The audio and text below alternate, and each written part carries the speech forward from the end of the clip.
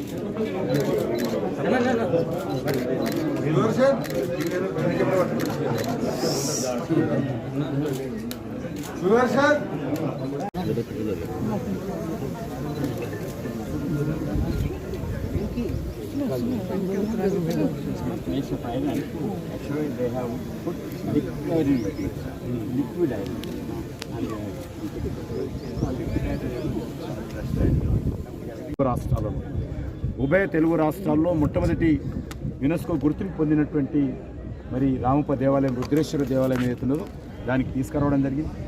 ఆ దేవాలయాన్ని కూడా ఈరోజు సుమారు 60 కోట్ల రూపాయలతోటి దాని ముందు దేవాలయం ముందు అద్భుతంగా టూరిజంకి సంబంధించినటువంటి మరి వచ్చేటువంటి పర్యాటకుల కోసం ఆకర్షించడం కోసం కానీ వాళ్ళకి కావాల్సినటువంటి వసతులు కానీ అద్భుతంగా నిర్మాణం చేస్తూ ఉన్నాం.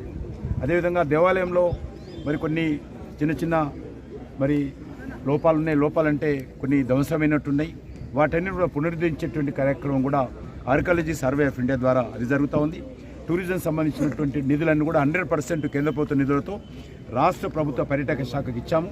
అది కూడా పూర్తిగా పర్యవేక్షణ చేస్తూ ఉన్నాం. అది కూడా నిర్మాణం జరుగుతూ ఉంది. అదే ఇక్కడ మరి ఏదైతే వరంగల్ పోర్ట్ ఉందో దాన్ని కూడా నూతన లైటింగ్ సిస్టాన్ని కూడా ఏర్పాటు చేస్తూ ఉన్నాం.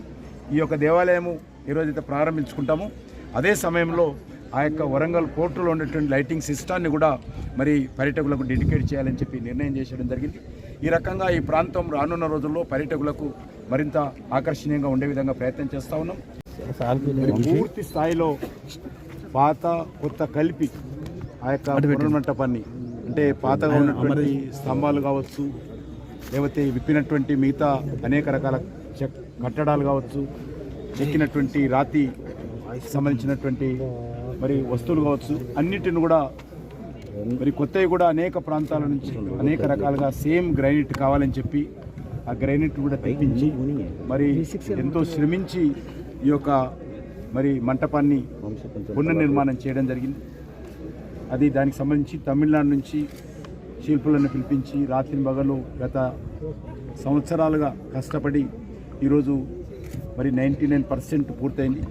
ఇంకా కొద్దిగా ఉన్నది. అది కూడా ఈ వచ్చే వారం లోపల అది కూడా పూర్తి చేసి మరి ఈ యొక్క ఫిబ్రవరి చివరి నెలలో దీనికి సంబంధించినటువంటి చివరి వారంలో దీనికి సంబంధించినటువంటి మరి పూర్తిగా పూజా కార్యక్రమాలతో ఈ యొక్క మంటపాన్ని మరి ఇక్కడ భక్తులకు దేవాలయానికి అంకితం చేయాలనేటువంటి ఆలోచనతో